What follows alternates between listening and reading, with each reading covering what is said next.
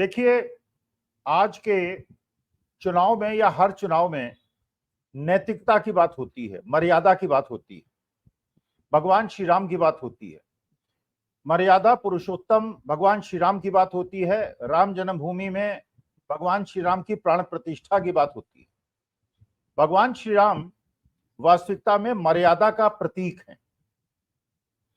और जो लोग भी हिंदू धर्म को मानते हैं या हिंदू धर्म को रिप्रेजेंट करने की बात करते हैं या सनातन धर्म को मानते हैं, सनातन धर्म को रिप्रेजेंट करने की बात करते हैं और भगवान श्री राम की बात करते हैं, उनके लिए मर्यादा का पालन करना बहुत ज्यादा आवश्यक है।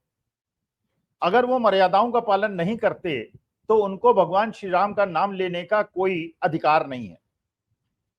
पूरी की पूरी रामायण में आप देख लीजिए, चाहे वो भगवान श्री राम का चरित्र हो, चाहे वो भरत का चरित्र हो, चाहे शत्रुघ्न और लक्ष्मण का चरित्र हो, या उनकी पत्नियों का चरित्र हो, या भगवान श्री राम के माता पिता का चरित्र हो, या राजा जनक का चरित्र हो जिनकी पुत्री माता सीता थी। पूरा का पूरा रामायण जो है वो मर्यादाओं से भरा हुआ है। और हम लोग इसलिए रामायण को मानते हैं, भगवान श्री राम को मानते हैं कि हमें वो रास्ता उन्होंने दिखाया था, वो मर्यादाएं हमको सिखाई थी, जिनका पालन करना हर सनातनी और हिंदू धर्म को मानने वाले के लिए आवश्यक है। अब देखिए, मर्यादाओं का पालन वो राजनीतिक दल किस प्रकार से कर रही है, जो कि कहती है कि वो भगवान श्री राम का रिप्रेजेंटेशन करती है। वो भगवान श्री राम के लिए कहती है, उनके भक्त लोग कहते हैं हम उनको लाए हैं जो राम को लाए हैं। जरा सोचिए और चिंतन कीजिए जो मैं बताने वाला हूं। कर्नाटका के अंदर चुनाव बहुत महत्वपूर्ण है। पिछली बार 25 सीटें भारतीय जनता पार्टी को मिली थी, 1 सीट कांग्रेस को मिली थी। और इस समय वहां पे कर्नाटका के अंदर कांग्रेस की सरकार है। सिद्धारमैया जो कुर्बा कास्ट से आते हैं वहां पे और ओबीसी हैं, वो मुख्यमंत्री हैं। डीके शिवकुमार जो कि मैसूर रीजन में जहां वोकलिंगास का डोमिनेशन है, वहां वोकलिंगा कास्ट से आते हैं, डिप्टी चीफ मिनिस्टर हैं और बहुत प्रबल नेता हैं, शक्तिशाली नेता हैं। ऐसे समय में पिछली बार के असेंबली चुनाव में ये दिखाया कांग्रेस ने, उसके पहले भारतीय जनता पार्टी की सरकार थी। खैर वो तोड़फोड़ से बनी हुई सरकार थी, लेकिन सरकार थी। और माननीय मोदी जी ने और अमित शाह जी ने पूरा प्रयत्न किया था, पूरी मेहनत की थी और ये प्रयास किया था। और वहां पे भगवान बजरंगबली को भी लेके आ गए थे हिंदू भावनाओं को भड़काने के लिए कि हिंदू मत को मानने वाले जो हैं भारतीय जनता पार्टी का साथ दें और ये दोबारा सत्ता में आ जाएं। लेकिन भगवान बजरंगबली ने ध्यान नहीं दिया और कांग्रेस की सरकार बन गई। और ये एक ऐसा स्टेट है जहां पे 25 सीटें भारतीय जनता पार्टी के पास थी और इस समय कांग्रेस की सरकार है। तो वहां पे अगर 15-20 सीटें भी कांग्रेस जीत जाती है, और उस परिस्थिति में जहां आज की तारीख में भारतीय जनता पार्टी के पास 303 सीटें हैं और सिंपल मेजॉरिटी के लिए 273 की आवश्यकता है, मात्र 30 सीटें कम करने की आवश्यकता है। और मैंने आपको कर्नाटका की स्थिति बता दी। जो देवेगौड़ा साहब हैं, जो हमारे देश के प्रधानमंत्री भी रहे और वहां वोकलिंगा कास्ट के सर्वमान्य नेता हैं, जैसे हमारे वेस्टर्न यूपी में चौधरी चरण सिंह थे, हरियाणा के अंदर चौधरी छोटू राम थे, चौधरी देवीलाल थे, उसी प्रकार से मैसूर रीजन के अंदर वोकलिंगा का डोमिनेशन है और एचडी देवेगौड़ा साहब वहां के सर्वमान्य नेता थे। उनके 2 पुत्र हैं। एक पुत्र जो हैं वो तो चीफ मिनिस्टर थे कर्नाटका के, और दूसरे जो पुत्र हैं रमन्ना साहब, वो भी राजनीति में सक्रिय हैं। उनके रमन्ना साहब के एक पुत्र हैं जिनका नाम है प्रचुर रमन्ना, और वो सिटिंग मेंबर ऑफ पार्लियामेंट हैं, जेडीएस के सांसद हैं और इस बार भी वो संसद सदस्य बनने के लिए चुनाव लड़ रहे हैं। भारतीय जनता पार्टी और जेडीएस का समझौता है, पार्लियामेंट इलेक्शन के लिए घोषित समझौता है। जबकि असेंबली इलेक्शन में ये घोषित नहीं हुआ था, लेकिन हाँ, जेडीएस कोशिश कर रही थी किसी प्रकार से भारतीय जनता पार्टी का साथ दे, जिसकी वजह से एक पूरा वर्ग समूह 20% का जेडीएस से छिटक गया था। जेडीएस की वोट बैंक में 5% की गिरावट आई थी, कांग्रेस के वोट बैंक में 5% की बढ़ोतरी हुई थी और कांग्रेस ने इलेक्शन अच्छी तरह से जीत लिया। रवन्ना साहब के पुत्र प्रचुर रवन्ना के खिलाफ वहां के सरकार ने एक एसआईटी गठित की है।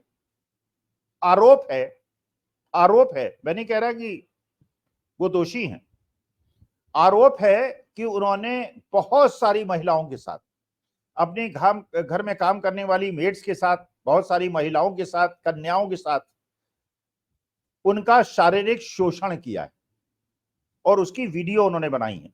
ये वो व्यक्ति हैं जो कि देवेगौड़ा साहब के पौत्र हैं और जेडीएस के टिकट पे चुनाव लड़ रहे हैं और भारतीय जनता पार्टी की सहयोगी दल है। आरोप है, एसआईटी गठित हुई है।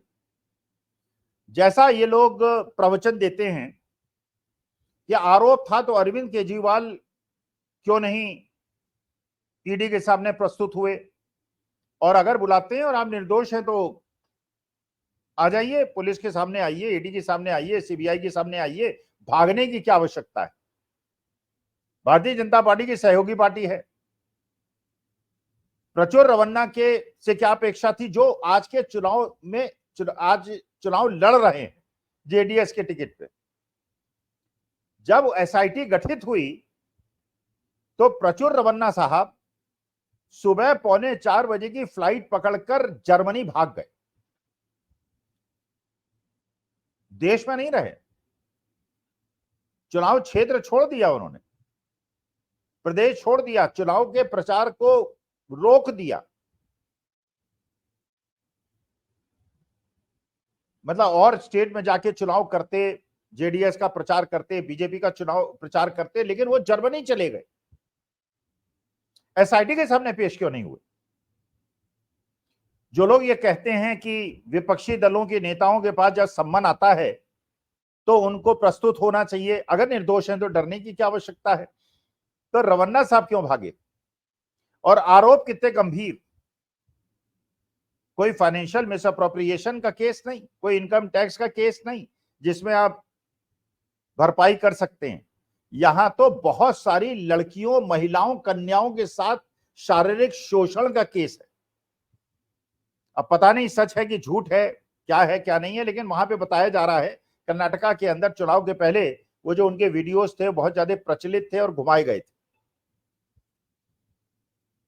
तो न्याय के हिसाब से प्रचुर रवन्ना साहब को एसआईटी को फेस करना चाहिए था, एसआईटी को प्रूव करना चाहिए था कि ये सारे आरोप जो उन पे लगाए गए हैं वो किसी मकसद से लगाए हैं, वो बिल्कुल निर्दोष हैं और इस प्रकार की किसी भी घटना से उनका कोई लेना देना नहीं है। लेकिन वो जर्मनी भाग गए, जर्मनी चले गए। मैं आरोप नहीं लगा रहा हूं, मैं केवल जो तथ्य सोशल मीडिया पे घूम रहे हैं वो मैं आपके सामने प्रस्तुत कर रहा हूं।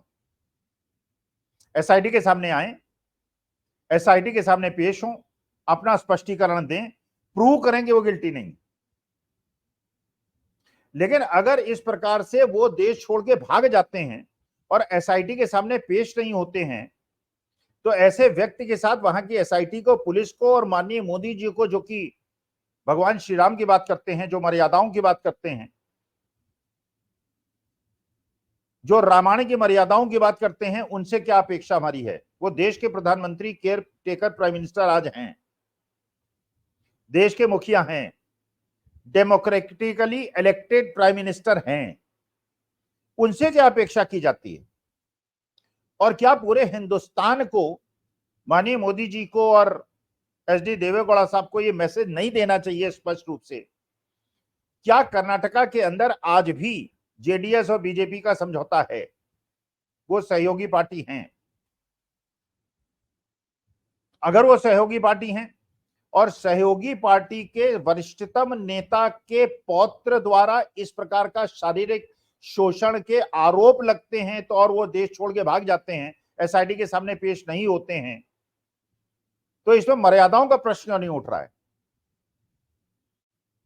और अगर जेडीएस के साथ अपने संबंध इस आधार पे भारतीय जनता पार्टी तोड़ना चाहती है तो उसको तोड़ देना चाहिए।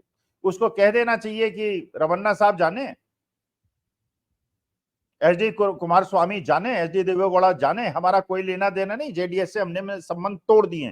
तो तोड़ भी नहीं रहे हैं और ये भी नहीं बता रहे हैं कि इस पर्टिकुलर कांड में भारतीय जनता पार्टी के शीर्षस्थ नेताओं का क्या कहना है।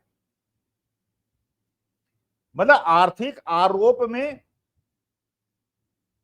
जो कि मनी लॉन्ड्रिंग का केस नहीं है, अगर है, अगर नीति बनाना कोई आर्थिक आरोप लगता है और उसमें एक मुख्यमंत्री और 3-3 मंत्रियों को जेल भेजा जा सकता है और इस आधार पे भेजा जा सकता है कि जो एक्यूज है वो केवल आरोप लगाता है कि एफिडेविट कोर्ट में देता है और उसके आधार पर कि इन्होंने हमसे इसके पैसे की डीलिंग थी, जेल भेजा जा सकता है और कोई मनी ट्रेल नहीं मिलता, कोई आगे पीछे नहीं पता चलता, कोई बैंक ट्रांजैक्शन नहीं पता चलता, कोई सीसीटीवी की फुटेज नहीं दिखाई जाती, किसी प्रकार का ईमेल या व्हाट्सएप का मैसेज नहीं दिखाया जाता और उसके बाद वो लोग तो जेल चले जाते हैं।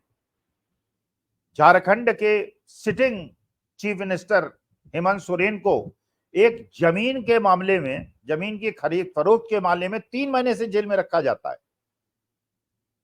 और देश की बेटियों के साथ व्यभिचार करने के आरोपी को देश छोड़ के भागने की अनुमति दे दी जाती है। रेड कॉर्नर नोटिस जारी नहीं होता है। जैसे कि ललित मोदी चले गए, नीरव मोदी चले गए, मेहुल चोकसी चले गए, रेड कॉर्नर नोटिस जारी था, आरोपी थे, बैंक का पैसा लूटा था, लेकिन देश छोड़ के चले गए। क्या उसी प्रकार से रमन्ना साहब को भगाया गया है? और यहां पे नैतिकता क्या कहती है? अगर आपके देश का, मेरे देश का एक भी किसान या एक भी निम्न मध्यम वर्ग का आदमी या मध्यम वर्ग का आदमी 1 लाख का लोन ले और वापस ना कर पाए, उसकी किस प्रकार से दुर्दशा होती है आपको पता है। आपको पता है उत्तर प्रदेश के अंदर केस हुआ, एक व्यक्ति ने अपनी कोई इंडस्ट्रियल यूनिट लगाने के लिए लोन लिया, एक आदमी ने उसकी गारंटी ली, धंधा नहीं चला, जिस आदमी ने लोन लिया था वो मर गया, डेथ हो गई उसकी। जिसने गारंटी ली थी उसको सड़कों पे घसीटा गया, न केवल उसको घसीटा गया, उसकी बेटियों को भी घसीटा गया, उसके परिवार को घसीटा गया। कुछ लाख रुपए का लोन था। आप रोज अखबारों में पढ़ते हैं, टेलीविजन में देखते हैं कि किसान 2-4 लाख रुपए के लोन का भुगतान न करने पाने के कारण पेड़ों पे लटक के फांसी लगाता है, सल्फास खा के अपनी जान देता है। लेकिन देश के बड़े बड़े पूंजीपतियों ने लाखों करोड़ों रुपए का घोटाला करके उनके ऋण माफ हो जाते हैं, उनका वन टाइम सेटलमेंट हो जाता है, उनके रिहेबिलिटेशन हो जाते हैं, उनको नो ड्यू सर्टिफिकेट दे दिया जाता है, उनको नॉन डिफॉल्टर डिक्लेयर कर दिया जाता है। तो यही जो एक मूल प्रश्न आज धरातल पे है, जो कांग्रेस ने अपने घोषणा पत्र में कहा और जिसपे अपोजिशन हो रहा है, क्या यह उचित नहीं है कि जिन बड़े बड़े पूंजीपतियों के लाखों करोड़ों रुपए के ऋण माफ हो रहे हैं वो न माफ हो, उनकी जो आशील बिल्कुल एक आलीशान जीवन शैली है उस पर लगाम न लगाई जाए और देश के छोटे लोग, छोटे उद्योग वाले लोग, छोटी दुकान वाले लोग, छोटे किसान लोग, जिन बच्चों के माता पिता ने एजुकेशनल लोन ये लेके सोचा था, लिया था कि लोन लेंगे, बच्चे पढ़ेंगे, उसके बाद नौकरी लगेगी, लोन वापस कर देंगे, क्योंकि उनके पास सामर्थ्य नहीं था कि अपने पैसे से अपने बच्चों को पढ़ा सके। इन बच्चों ने लोन लिया और पढ़े, इंजीनियरिंग की, एमबीए किया, एमए किया, मास कम्युनिकेशन में डिग्री की, बहुत सारी तरह तरह की पढ़ाइयां अपनी योग्यता के अनुसार की। नौकरी गायब, नौकरी नदारद, सरकारी नौकरी भरेंगे नहीं, भरेंगे तो सरकार का पैसा कम पड़ेगा और सरकार का पैसा कम पड़ेगा तो प्राइवेटाइजेशन कैसे होगा और अडानी जी को, बड़े बड़े पूंजीपतियों की देश की संपत्ति कैसे सौंपी जाएगी। बच्चों के लिए नहीं सोचना। जो सेना में लोग जाते थे और उस पर सरकार का खर्च होता था, उस खर्च को बचाने के लिए 4 साल की नौकरी, कोई पेंशन नहीं, कोई फैसिलिटी नहीं। 1/4 लोगों को आगे एक्सटेंशन मिलेगा, 3/4 को रिटायर कर देंगे, 4 साल बाद 21-22 साल की उम्र में घर जाके बैठ जाएंगे। सरकार का पैसा बचे और सड़कें बना के लोगों को दिखाए जा सकते हैं कि देश बड़ा उन्नति कर रहा है। अरे देश तो उन्नति तब करेगा जब देश के अधिकांश लोग उस सड़कों पे, उन ब्रिजेस पे, उन मेट्रो पे चलने लायक उनकी जेब में पैसा होगा। और अगर कांग्रेस अपने घोषणा पत्र में कह रही है कि हम पता चलाएंगे जिन लोगों के इतने ऋण माफ हुए हैं लाखों करोड़ों रुपए के, और जिन्होंने कंपनी टेक ओवर की है, राइट ऑफ्स हुए हैं, पब्लिक इश्यू लाए हैं, पब्लिक इश्यू से लाखों करोड़ों रुपए इकट्ठा किया है और उसके माध्यम से भी लाखों करोड़ों रुपए बनाया है। बड़े साधु महात्मा भी हैं जिन्होंने इस प्रकार के काम किए, जनता को गुमराह किया है, जनता को अपने एडवर्टीजमेंट के माध्यम से मिसगाइड किया है और आज सुप्रीम कोर्ट में उसको भुगत रहे हैं, माफी मांग रहे हैं। लेकिन सुप्रीम कोर्ट खुश नहीं है, संतुष्ट नहीं है, क्योंकि जनता की भावनाओं के साथ खिलवाड़ करके करोड़ों रुपए लोगों ने बनाए, उनको दंड नहीं। लेकिन एक गरीब आदमी का 1 लाख रुपए लोन का ऋण माफ करने की बात हो जाए, अगर देश की महिलाओं को 1 लाख रुपए साल देने की बात हो जाए, अगर देश के बच्चों को स्टाइपेंड देने की बात हो जाए, अगर देश के किसानों को एमएसपी की गारंटी देने की बात हो जाए, अगर देश के एजुकेशनल लोन जो बच्चों ने लिए हैं उसको राइट ऑफ करने की बात हो जाए, तो इन अर्थशास्त्री बन के इनके पेट में दर्द होने लगता है।